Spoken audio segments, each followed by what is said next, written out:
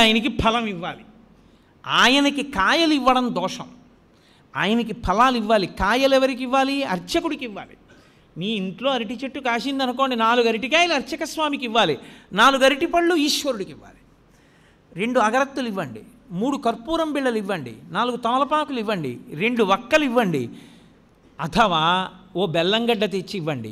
తప్ప కాయలు పట్టుకొని దేవాలయ ప్రవేశము చేయరాదు. నేను యథార్థంగా మీకు ఆగమంలో ఉన్న విషయాలు మాట్లాడుతున్నాను. అలా ఎవరు వెళ్ళి దేవాలయానికి నమస్కారం చేసుకుని బయటికి వచ్చి ఒక్క క్షణం కూర్చోవాలి. కూర్చుని మీరు ఏం చూశారో దాన్ని స్మరించాలి. మిగిలినవన్నీ ఎలా ఉన్నా తప్పకుండా దేవాలయంలోంచి బయటికి వచ్చేసేటప్పుడు మనసులో ఒకటి నిలబడాలి. ఆ పక్కన వేలాడుతున్నటువంటి దీపంలో పక్కకి ఉన్న పెద్ద ఒత్తి, దాని వెలుతురు, ఆ వెలుతురులో ఈశ్వరుడు చూడాలి. ముందు గుత్తి దీపం, ఒత్తికున్న జ్వాలలో ఈశ్వరుడు. ఇప్పుడు గురువుగారి పాదములు, గురువుగారి అనుగ్రహముగా ఈశ్వరుడు. మీరు సర్వశ్రేయస్సులు పొందేస్తారు. కళ్ళు మూసుకుని ఆ దర్శనం చేసి బయటికి రావాలి. అది ఏ గురువు అనుగ్రహంతో గుడివేపుకి నడిచారో ఆ గురువు అనుగ్రహంతో ఈశ్వర దర్శనం చేసి కృతజ్ఞత చెప్పి పైకొచ్చినట్టు. కాబట్టి ఒక దేవాలయ దర్శన విధి ఈశ్వర దర్శనమునందు తెలిసి చేయి, తెలియక చేయి. నువ్వు వెళ్ళేటప్పుడు శివాలయంలో ప్రదక్షిణం చేస్తూ మెల్లగా ఓం తత్పురుషముఖాయ నమః, ఓం అఘోరముఖాయ నమః, ఓం సద్యోజాతముఖాయ నమః, ఓం వామదేవముఖాయ నమః, ఓం ఈశానముఖాయ నమః అని 5 ముఖాలకి నమస్కరించి నువ్వు చక్కగా మౌనంగా ఆ చండీశ్వరుడికి చూపించి ప్రసాదం పట్టుకుని ఇంటికి వస్తే పరిపూర్ణమైనటువంటి శివానుగ్రహాన్ని నువ్వు పొందుతావు. ఆ శివానుగ్రహము వలన నీవు సాధించుకోలేనిదన్నది ఇంకా లేదు లోకంలో. ఏదైనా సరే నువ్వు పొందగలవు. చిట్ట చివరికి సరే, నాకు అది సభాముఖంగా చెప్పడం ఇష్టం లేదు, కానీ తరువుకొస్తున్న మృత్యువుని కూడా వాయిదా వేయించడానికి శివాగమంలో మార్గం చెప్పారు. అన్ని వేళలా నేను దాన్ని వాడుకోమని చెప్పను, కానీ తరువుకొచ్చేస్తున్న మృత్యువుని కొద్ది కాలం వాయిదా వేయాలంటే సుశిక్షితంగా ఉంటే ఆ శివాలయంలో ఒక అభిషేకం చేసి వాయిదా వేయచ్చు. శివాగమం చెప్పింది. ఖచ్చితం మేము చెప్తున్నాం ఇదే మార్గం, ఇది తప్ప వినా మార్గము లేదని చెప్పేసింది. అంత శక్తివంతము శివాలయం అంటే. ఆ శివారాధన చేసి చేసి చేసి చేసి చేసి శివస్వరూపులైపోతారు. అయిపోయి వారి చేత్తో ఒక పండిస్తే, వారి నోటితో ఒక మాట అంటే, అందున శివతత్వం ఎరిగిన వాడు అభిషేకం చేశాడనుకోండి, ఆ తీర్థానికి ఉండే శక్తి అపారము. ఎందుకో తెలుసా? నా రుద్రో రుద్రమర్చయేత్. రుద్రుడు కానివాడు రుద్రుడిని అభిషేకం చెయ్యకూడదు. శివతత్వము పరిపూర్ణముగా తెలుసున్నవాడు రమించిపోతూ శివాభిషేకం చేశాడనుకోండి, ఆ అభిషేక తీర్థమునందు శివశక్తి పరిపూర్ణంగా పట్టుకుంటుంది. తజ్జలాన్ అని ఈశ్వరుడికి పేరు. ఆ అభిషేక తీర్థమును నువ్వు పుచ్చుకోవడం అంటే సాక్షాత్ శివానుగ్రహము నీలోకి ప్రవేశించుటయే. అందుకే శివభక్తి తత్పరుడైన వాడు చేసిన అభిషేక తీర్థం, శివాలయంలో అర్చక స్వామి చేసినటువంటి అభిషేక తీర్థం, ఒకటిది భక్తి, వేరొకరిది దీక్ష వలన వచ్చిన శక్తి. ఈ రెండిటిది ఒకటే స్థాయి. అందుకే అభిషేక నాకు తెలిసి గోపాలకృష్ణ గారికి తెలుసు, నేను పేర్లు ఎందుకు చెప్పాలి. ఈ రాష్ట్రంలో ఒకానొక విభాగానికి అంతటికీ హెడ్ చేశాడు ఒక ఆయన, ఒక చీఫ్ ఇంజనీర్. ఆ రోజుల్లో ఉన్న ముఖ్యమంత్రి గారు ఆయన్ని సెలవులో వెళ్ళొద్దన్నాడు. నువ్వు సెలవులో పెడితే నీ ప్లేస్లో ఎవరినో వెయ్యాలయా, వాడు ఫైళ్ళు ఎలా డిస్పోజ్ చేస్తాడో నాకు భయం. నువ్వు జ్వరంతో ఉంటే ఇంటి దగ్గర ఉండి సంతకాలు పెట్టు, ముఖ్యమైన ఫైళ్ళు చూసన్నారు. ఆయన ఇంటి దగ్గర ఉండి వైద్యం చేయించుకున్నారు. 104 జ్వరం, నెల్లాళ్ళైంది, తగ్గలేదు. ఒక గొప్ప శివభక్తుడు, ఆయన పరమభక్తితో ప్రతిరోజు అభిషేకం చేసుకుంటారు. ఆయన దగ్గరికి వెళ్ళి అడిగారు. ఆయన అన్నారు, అన్ని మందులు మాని నా ఇంట కూర్చుని 42 రోజులు ప్రతిరోజు నేను అభిషేకం పూర్తయ్యేటప్పటికి తీర్థం పుచ్చుకోగలవా అని అడిగారు. పుచ్చుకుంటానన్నారు. 42 రోజులు పుచ్చుకున్నాడు. ఆయన పూర్తి ఆరోగ్యాన్ని పొంది మళ్ళీ డ్యూటీకి జాయిన్ అయ్యాడు. ఇప్పటికే ఆయన ఉన్నాడు చక్కగా, మా కాకినాడలోనే ఉంటారు. కాబట్టి శివాభిషేకమునందు శివతత్వమును జీర్ణం చేసుకున్న వ్యక్తి పరమ భక్తితో అభిషేకం చేస్తే ఆ శివలింగానికి తగిలి కింద పడుతున్నటువంటి నీటి యందు శివతత్వము ప్రవేశించి విశేష శక్తిని పొందుతుంది. కాబట్టి శివాలయము, శివానుగ్రహము, శివ దర్శనము అంత గొప్పవి.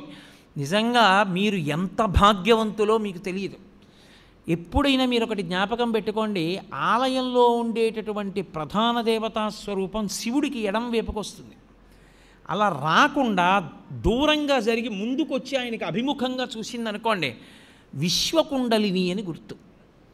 ఆవిడ కేవలం మీరు ఏ పేరుతో పిలుస్తున్నారో ఆ ఒక్క శక్తే కాదు, ఆమె మిమ్మల్ని ఈడ్చి ఈశ్వరుడి దగ్గరికి తీసుకెళ్ళిపోగలదు, అంత శక్తివంతురాలని గుర్తు. మీకు ఇక్కడ ఉన్నటువంటి ప్రాంగణంలో పరమశివుడు తూర్పుని చూస్తే అమ్మవారు ఇటు పక్కకి రాలా, అమ్మవారు ఇటు తిరిగి పశ్చిమాన్ని చూసింది. శారద అంటే విశ్వకుండలిని శక్తి స్వరూపంగా ఉంది. ఏ మహానుభావుడు ప్రతిష్ఠ చేశాడో నాకు తెలియదు కానీ సర్వశుక్ల సరస్వతి, తెల్లగా ఉంటుంది సరస్వతీదేవి. ఆ స్ఫటికం శివుడు పరబ్రహ్మతత్వం. స్ఫటికం దానికి ఏ రంగు ఉండదు, మీరు ఎర్ర పువ్వు పెడితే ఎర్రగా కనపడుతుంది. అసలు ఆయన నిర్గుణుడు, ఆయన తప్ప వేరొకటి లేదు. విశ్వము ఆయన యందు ఆరోపింపబడింది. ఆ శివస్వరూపం ఈ శారదాస్వరూపం ఒకటే. అందుకే వెనక్కి శారదని జరిపారు. ఈ దేవాలయంలో మీరు చేసుకున్న అదృష్టం అత్యద్భుతం ఏమిటో తెలుసా? నవగ్రహ దేవాలయం. నేను మీతో యథార్థం చెప్తున్నా, ఇప్పటి వరకు నేను ఒక్క చిత్తూరు అవతల ఉన్న నవగ్రహ దేవాలయం తప్ప అక్కడ ఉన్న దేవాలయం దీనికన్నా గొప్పది. ఎందుచేత అంటే అక్కడ చెట్టు కూడా ఉంది. ఏ గ్రహానికి ఏ చెట్టు ఉండాలో ఆ చెట్టు కూడా ఉంది అక్కడ. ఇక్కడ అదొక్కటే లేదు. కానీ శివాలయానికి రామాలయానికి వెనక్కి జరిగింది, అసలు అది గొప్ప.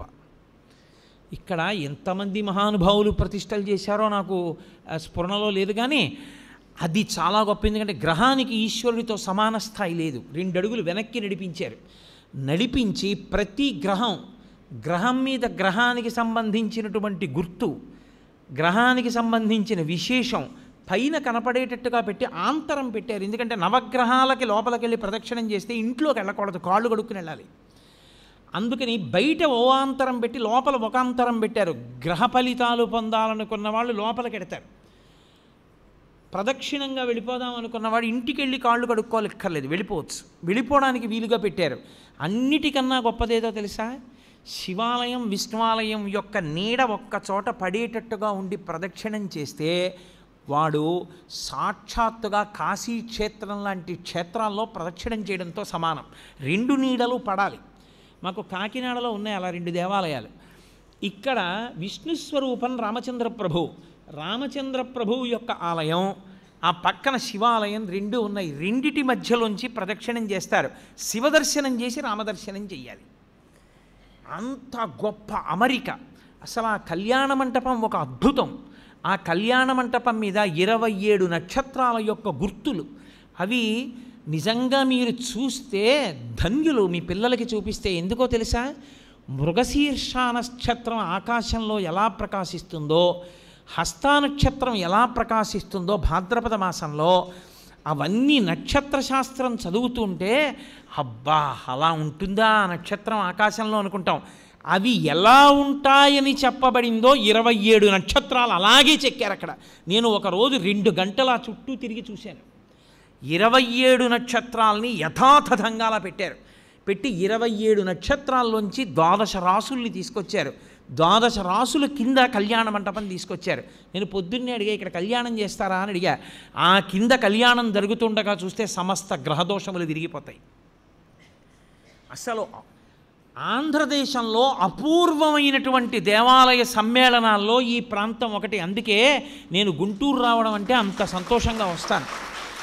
దీన్ని హరిప్రసాద్ గారు కాదు, మీ అందరూ కూడా నడుం కట్టి పరిరక్షించుకోవాలి.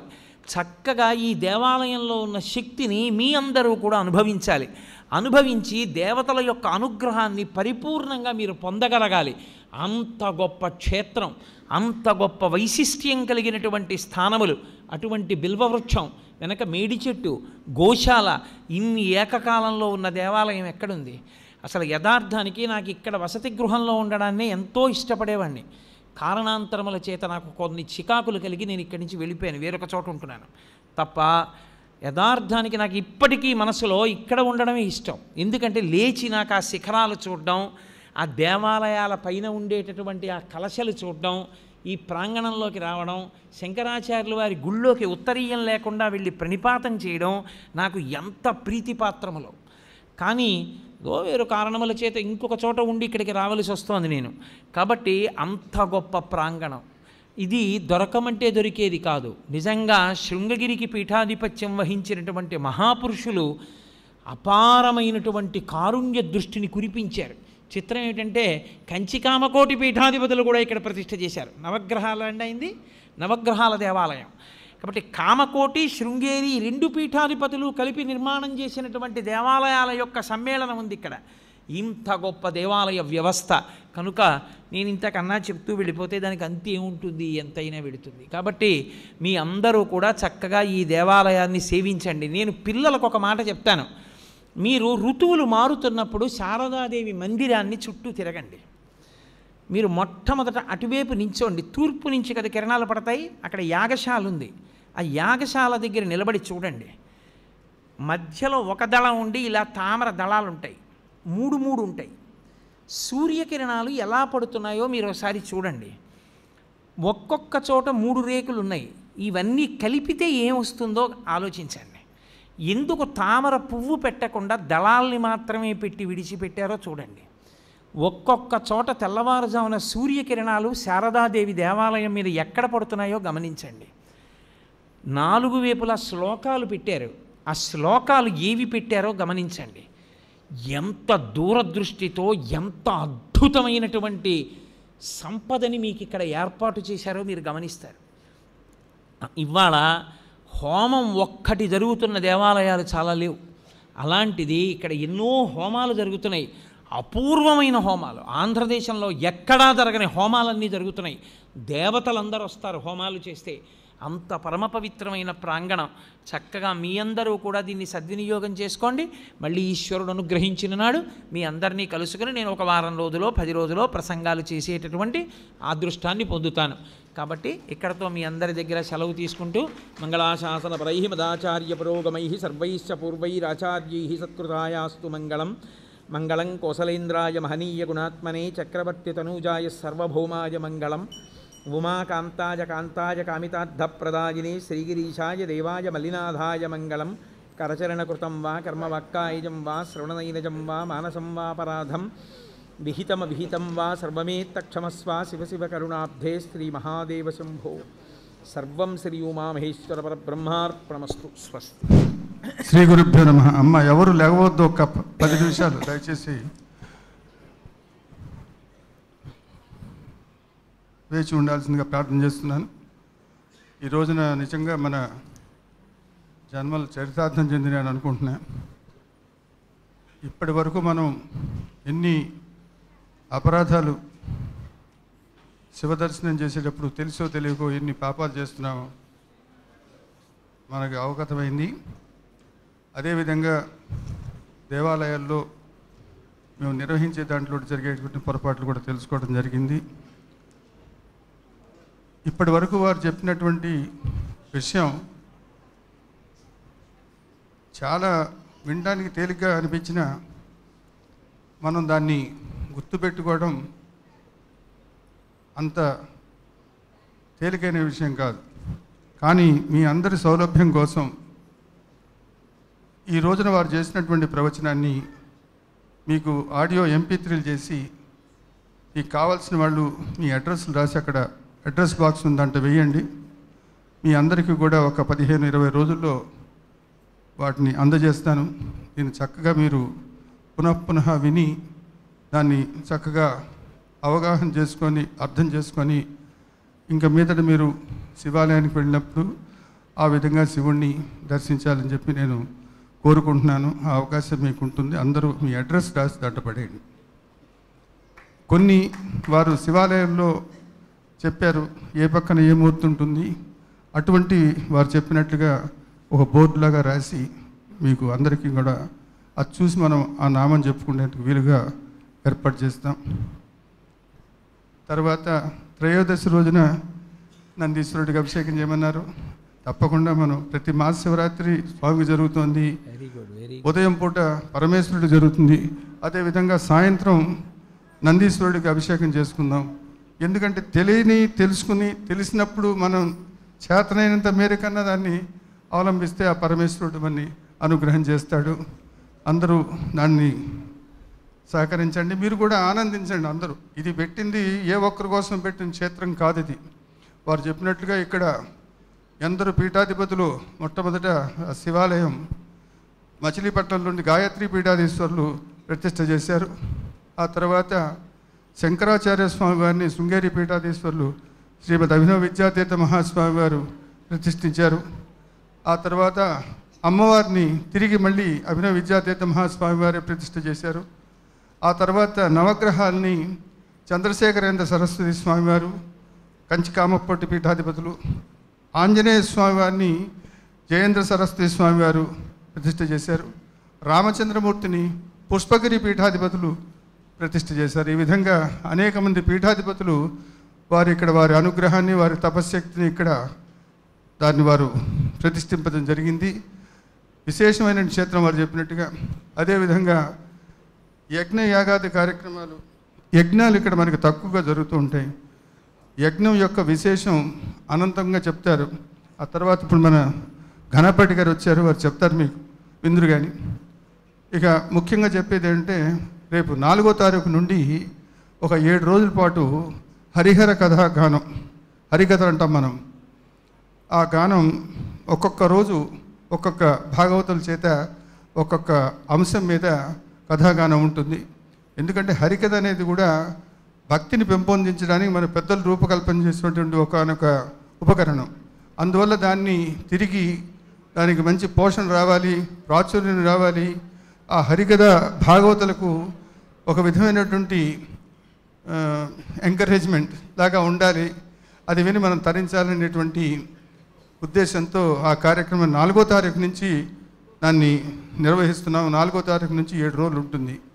ఆ తర్వాత ఈ నెల జూలై నెల 27వ తారీఖు ఆ రోజు నుంచి ఒక గొప్ప కార్యక్రమం ఇక్కడ నిర్వహించబడబోతోంది. అది నిజంగా గురువులు గారు చెప్పినట్లుగా ఆంధ్రదేశంలో ఇదే పీఠంలో పోయిన సంవత్సరం జరిగింది, మళ్ళీ ఇప్పుడు జరగబోతుంది. ఇది ఎక్కడా కూడా జరగడం లేదు. దీని యొక్క శక్తి అనంతం, చాలా విశేషమైనటువంటిది. పోయిన సంవత్సరం మేము నిర్వహించినప్పుడు అందరూ దాంట్లో పాల్గొన్న వాళ్ళందరూ కూడా ఎంతో సంతృప్తి చెంది వాళ్ళు మేము దీనివల్ల చాలా లాభించాం, మాకు చాలా మేలు జరిగింది, మళ్ళీ దాన్ని నిర్వహించమని అడిగితే గురువుల అనుగ్రహంతో మళ్ళీ ప్రారంభించబోతున్న ఆ కార్యక్రమం. ఇప్పుడు వారు ఘనపాటి గారు మీకు దాన్ని విశేషంగా వివరిస్తారు, వినండి చక్కగా. దాంట్లో మీరు అందరూ కూడా పాల్గొనాలి. మొన్ననే ఆదిశంకర్ల వారి ప్రతిష్ఠ జరిగిన సందర్భంగా చతుర్వేద పారాయణ సహితంగా యజుర్వేదం మొత్తం హవనం చేయటం జరిగింది. అదేవిధంగా రాబోయే కాలంలో సామవేదం, అధర్వణ వేదం కూడా మళ్ళీ ఇదే విధంగా ఋగ్వేదం, ఒక్కొక్క నెలలో ఒక్కొక్క వేదం హవనం, పూర్తిగా హవనం చేయాలనేటువంటి ఆశయం పెట్టుకున్నాం. ఇక్కడ పూర్ణమాసేష్టి అని ప్రతి పక్షంలో కూడా ఆహితాగ్నులు వచ్చి ఇక్కడ అగ్నికార్యం నిర్వహిస్తున్నారు. ప్రతినిత్యం గణపతి హోమం జరుగుతుంది. ప్రతి సంవత్సరం ఒక శతచండీ యాగం జరుగుతోంది అమ్మవారి ప్రతిష్టా సందర్భంగా. నవరాత్రుల్లో నవచండీ యాగం జరుగుతోంది. అదేవిధంగా అనేక మంది భక్తులు ఇక్కడ. తర్వాత ప్రతి ముఖశిరా నక్షత్రం రోజున రుద్రహోమం జరుగుతుంది. ఇంకొక విశేషం ఏమిటంటే వాళ్ళు మన నిజంగా ఇది మరి గురువుల సంకల్పం. వారు ఈ తారీఖు వారికి అనుకూలంగా ఉండటం, ఈ రోజున మృగశిరా నక్షత్రం మా గురుదేవుల యొక్క తిరునక్షత్రం అలా కలిసి వచ్చింది.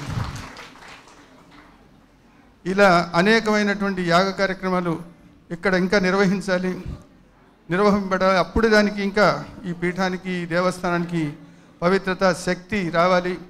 తద్వారా ఈ ఆలయాన్ని దర్శించిన వాళ్ళందరూ కూడా దాని నుండి లబ్ధి పొందాలి, అందరికీ శ్రేయస్సు కలగాలి. ఆదిశంకర్లు ఏ దృష్టితో, ఏ సంకల్పంతో ఈ పీఠాలు స్థాపించారో, మా గురువరేణ్యులు ఈ పీఠాన్ని ఎందుకు నిర్వహించమని చెప్పారో, ఏ కార్యక్రమం చేయమంటున్నారో అవన్నీ కూడా కేవలం లోక కళ్యాణం కోసమే. అవే పని చేతనైన మేరకు చేస్తున్నాం. కానీ మీ అందరికీ నేను ఎప్పుడు చెప్తూ ఉంటాను, ఏ ఒక్కరు కూడా విఘ్నులు కాదు. పొద్దున వారు చెప్తున్నారు, ఎవ్వరూ పుట్టకతో అన్నీ తెలిసిన వాళ్ళు ఎవ్వరూ లేరు. తెలియని తెలుసుకుంటూ ఉండాలి. పెద్దలను అడిగి వాళ్ళని ఆశ్రయించి వారిని అడిగి తెలుసుకోవాలి. తెలిసిన దాన్ని మనం దిద్దుకోవాలి, నేర్చుకోవాలి, మనలో మళ్ళీ పాటించాలి. అంచేత మీకు ఏదైనా మీకు లోపాలు ఈ దేవాలయానికి వచ్చినప్పుడు, ఇప్పుడు కానివ్వండి ఎప్పుడైనా సరే, మీరు ఏదైనా గమనించినట్లయితే లేదా ఏదైనా ఒక ఇంప్రూవ్మెంట్, ఎందుకంటే మొన్ననే ఒక తల్లి ఈ మధ్య, అయ్యా ఇక్కడ మేడి చెట్టు ఉంది, దాన్ని ప్రదర్శనం చేయడానికి ఆ నూతి కట్టించి అక్కడ దత్తాత్రేయ స్వామిని పెట్టినట్టయితే బాగుంటుందని చేస్తున్నాం. అలాగా ఒక్కొక్కరికి ఒక్కొక్క అనుభూతి, ఒక ఇది వస్తుందన్నమాట. దాన్ని మీరు చక్కగా మాకు ఉత్తరం రూపంలో దాన్ని మీరు రాసి ఇచ్చినట్లయితే దాన్ని అమలు చేయడానికి శాతనైనంత వరకు శక్తి లోపం లేకుండా ప్రయత్నం చేస్తానని మీకు మనవి చేస్తూ, ఇప్పుడు శ్రీ ఆంజనేయ చైన్లు గారు ఆహితాగ్ని ప్రతినిత్యం అగ్నికార్యం చేసేటువంటి కుటుంబం నుంచి వచ్చిన వారు. వారి కుటుంబం మొత్తం వేద పండితులు, ఘనాపాఠీలు. వారు నిత్యం ఆయన నెలకి 26 రోజులు ఈ యజ్ఞయాగాది కార్యక్రమాల్లోనే తిరుగుతూ ఉంటారు. ఇక్కడ మన పీఠంలో విశేషమైనటువంటి యాజ్ఞిక కార్యక్రమాలు నిర్వహిస్తున్నారు వారు. ఈ నెల భాద్రపద మాసంలో, ఆషాఢ మాసంలో రాబోయేటువంటి యజ్ఞ కార్యక్రమాల గురించి వారు వివరిస్తారు. శ్రద్ధగా వినాల్సిందిగా ప్రార్థన చేస్తున్నాను.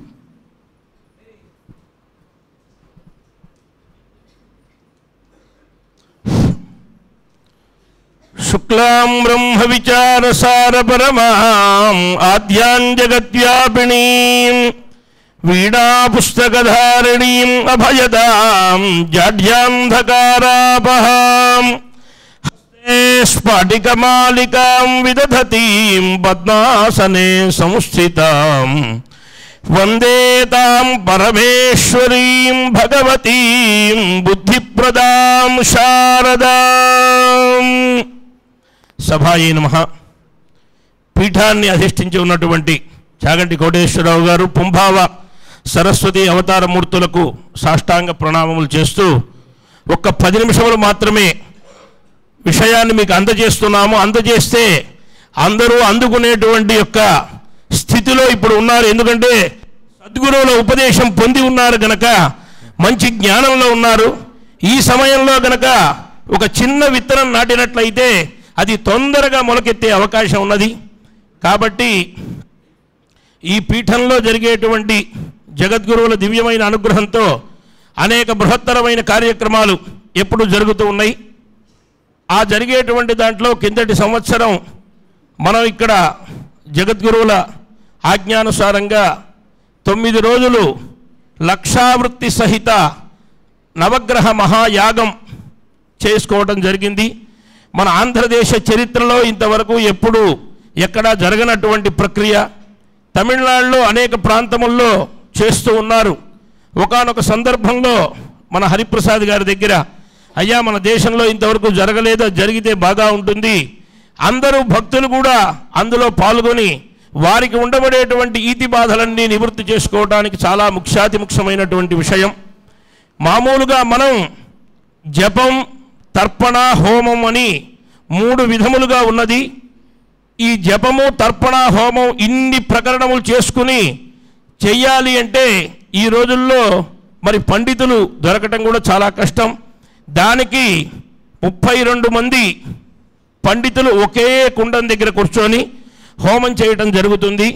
కాబట్టి చాలా విశేషమైనటువంటి ప్రక్రియ. ఒక్కొక్క రోజు ఒక్కొక్క గ్రహానికి 1,00,000 హోమం జరుగుతుంది. అలాగే ఒక 11,000 జపం జరుగుతుంది. అక్కడ హోమ ప్రధానమైనటువంటిది.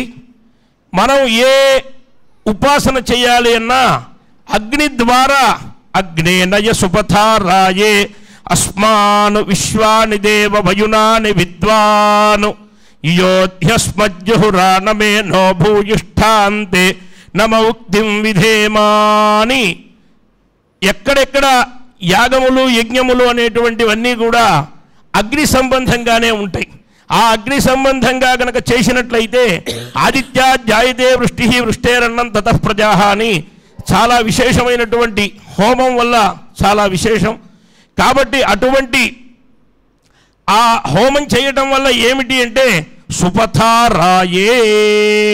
మంచి మార్గం, ఒక సద్బుద్ధి అవన్నీ కూడా కలగటానికి తగినటువంటి అవకాశం. అటువంటి ప్రక్రియ మరి చతుర్విధ హోమ విధానం, ఒక 8 మంది సమిధలు, ఒక 8 మంది ఆజ్యం, ఒక 8 మంది చెరువు, ఒక 8 మంది గ్రహధాన్యం. సమిధలు అంటే ఒక్కొక్క రోజు ఒక్కొక్క గ్రహానికి జిల్లేడు, చండ్ర, మోదుగా ఈ ప్రకారంగా ఒక్కొక్క గ్రహానికి చెప్పబడి ఉన్నాయి. అదంతా కూడా పాంప్లెట్ వేశారు. ఇప్పుడు మీకు ప్రసాదం ఇచ్చేటప్పుడు అందరికీ కూడా ఈ పత్రిక ఇవ్వటం జరుగుతుంది. ఆ పత్రిక తీసుకుని మీకు ఉండబడేటువంటి సిద్ధాంతుల ద్వారా, మీకు ఉండేటువంటి మహాత్ముల ద్వారా విచారణ చేసి మనం ఏ గ్రహానికి శాంతి చేసుకోవాలి అని తెలుసుకుని మీ గ్రహాలకు ఉండబడేటువంటి ప్రతిబంధక నివృత్తి చేసుకోవటం.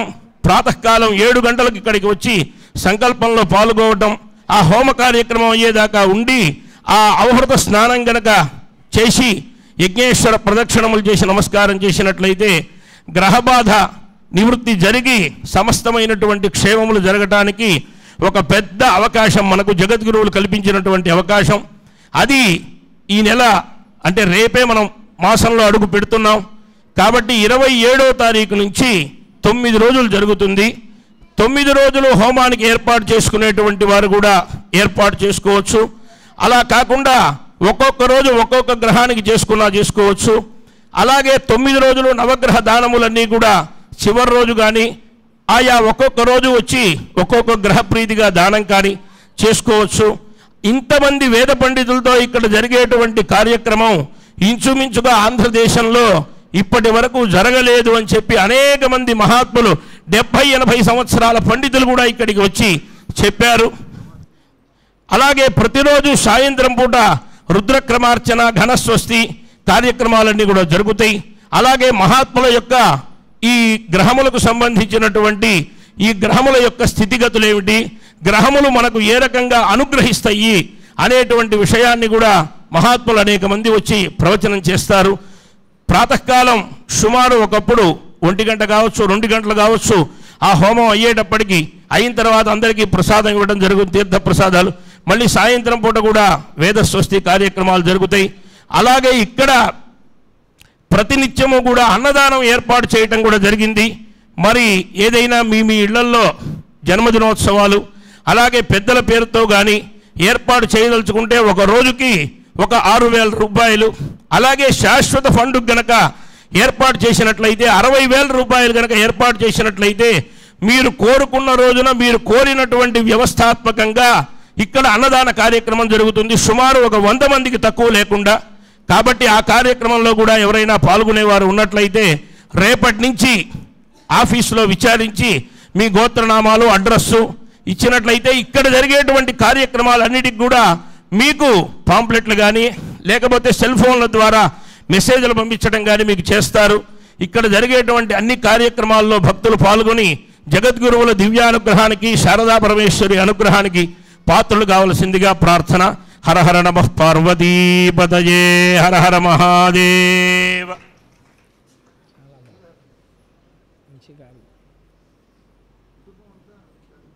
అవునవును, వచ్చినప్పుడు చూస్తుంటాను కదండి, మంచి కుటుంబం.